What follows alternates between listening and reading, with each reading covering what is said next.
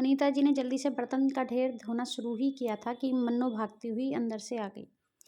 भाभी जी आप छोड़ो, हम आ गए हैं, कर देंगे, मन्नू ने जल्दी जल्दी हाथ चलाते हुए कहा। अनीता जी ने हाथ धोए और मन्नू पर पैनी नज़र डालकर बोली, आज देर कहाँ लग गई? मिसेस शर्मा का भी फ़ोन आया था कि तू आई नहीं है, इसीलिए मैंने काम शुरू कर दिया। और ये तेरे साथ लड़की कौन है? दरवाजे पर खड़ी दुबली पतली सी एक लड़की को देखकर अनीता जी पूछ बैठी।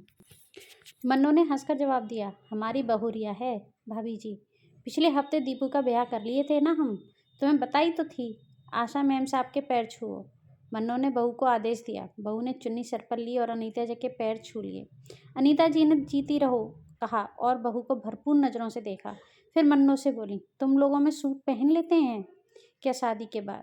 मन्नू गर्व से बोली, मेरी तो पहनेगी, जिसके कलेजे पर सांप लोटे उसके लोटे। चल ठीक है। आशा जब तक मन्नू बर्तन कर रही है तुम झाड़ू पोंछा निपटा दो, सास को सहारा लग जाएगा और मेरा भी काम जल्दी निपट जाएगा। अरे नहीं आशा, तू ये काम नहीं करेगी। जा तू तब तक बाजार से अपना ज़रूरी सामान ले आ, मैं निपटाती है ना जल्दी जल्दी काम। मन्नू ने अपने ब्लाउज से 2000 का नोट निकाला और आशा को भेज दिया। अनीता जी को अपनी बेइज्जती महसूस हुई। एकदम तुनक कर बोली, क्या सिर पर बैठा कर रखेगी बहू को? शुरू से काम पर निकालेगी तो आदत बनी रहेगी। मैंने बहुत देखा है नई बहू का लाड़, बाद में भारी पड़ता है। नहीं भाभी जी, मेरी आशा को ये काम नहीं करने देगी। इसका कॉलेज में एडमिशन करवा के आई हूँ मैं आज। पढ़ाई में बड़ी होशियार है मेरी बहू, पढ़ लिख कर मास्टरनी बनना चाहती है। मैं अपनी पूरी जी जान लगा देगी। छोरी को पढ़ाने में आगे ईश्वर की मर्जी। काम में हाथ चलाती मन्नू के चेहरे की चमक ने अनीता जी की आंखों को झुकने पर मजबूर कर दिया था। उनकी बहू ने जब अपनी पढ़ाई पूरी करने की इच्छा जताई थी तो सबसे ज़्यादा बवाल उन्होंने ही किया था। पढ़ना था तो शादी क्यों की? अपने माँ बाप पर जो नहीं चला हमसे कह रही है। अरे तुम्हें करना क्या है पढ़ लिख कर? घर संभालने जितना तो पढ़ चुकी, अब गृहस्थी में मन रमाओ। वैसे भी पोते पोती का मुंह देखने के लिए तरसती थोड़े ना रहूँगी। इसी साल नंबर लगा देना बच्चे का, शुरू में हो जाएं तो हो जाएं, बाद में तो इलाज ही कराने पड़ते हैं। अनीता जी शर्मसार होकर बहू के कमरे में पहुंच गईं। बहू निशा कोई किताब पढ़ रही थी। सास को देखकर सकपका गई। मम्मी जी मैं आ रही थी, आपको कुछ चाहिए था क्या? अनीता जी ने उसके हाथ से किताब ले ली और वहीं सोफे पर बैठ गईं।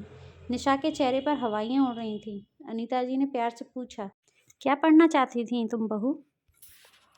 जी कुछ नहीं मम्मी जी, मैं तो बस टाइम पास कर रही थी। मेरा यकीन मानिए मैं किसी परीक्षा की तैयारी नहीं कर रही हूँ। निशा ने पसीना पोंछते हुए उत्तर दिया। तुम शादी से पहले कौन सा कोर्स कर रही थी? मुझे जानना है कि तुम पढ़ लिख कर क्या बनना चाहती थी। अनीता जी के चेहरे पर इत्मीनान देकर निशा थोड़ा सहूलियत में आ गई। मम्मी जी मैं इंटीरियर डिज़ाइनर बनना चाहती थी। मैंने प्रवेश परीक्षा भी मेरिट से पास की थी। मेरा कोर्स का तीसरा साल चल रहा था कि मौसी ने ये रिश्ता बता दिया। पापा से बहुत मनोहार की मैंने, पर उन्होंने साफ कह दिया, 3 लड़कियां हैं, अभी से निपटाना शुरू करेंगे तो 10 साल लग जाएंगे। बताते हुए निशा के आंसू थम नहीं रहे थे। अनीता जी ने उसके आंसू पोंछे और गले लगाकर बोली, तू अपने सपने को उड़ान दे बेटा, पापा और कुशल से मैं बात कर लूँगी। तू इसी साल अपनी पढ़ाई में लग जा, मैं खुद चलकर तेरे कॉलेज की फ़ीस जमा करूँगी। तुझे इंटीरियर डिज़ाइनर बनने से अब कोई नहीं रोकेगा। निशा ने खुशी से कहा, मम्मी जी आप बेस्ट हो, मैं आपको कभी शिकायत का मौका नहीं दूंगी। अनीता जी ने निशा को पूरा किस्सा बताया। नहीं बेटा, मैं कुछ भी नहीं हूँ।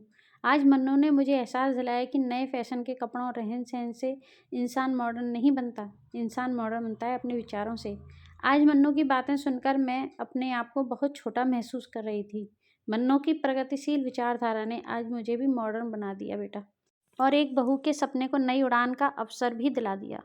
निशा ने भी मन ही मन मन्नू का आभार जताया। फ्रेंड्स, चाहे बहू हो चाहे बेटी हो, पढ़ने का अधिकार सभी को है। मॉडर्न बनने का मतलब ये नहीं है कि आप वेस्टर्न ड्रेसेस पहन लो, पार्टीज़ करो, ड्रिंक करो, बल्कि मॉडर्न होने का मतलब है कि आपकी विचारधारा में बदलाव हो। वो दकियानुसी विचारधारा छोड़ के हमें एक प्रगतिशील विचारधारा को अपनाना चाहिए। आप इस बात से कहाँ तक सहमत हैं? अगर आपको हमारी कहानी पसंद आई हो तो उसे लाइक शेयर ज़रूर करें, चैनल सब्सक्राइब कर लें, बेल आइकन प्रेस कर लें, जिससे कि आपको आने वाली न्यू स्टोरी का नोटिफिकेशन मिल सके। Thank you.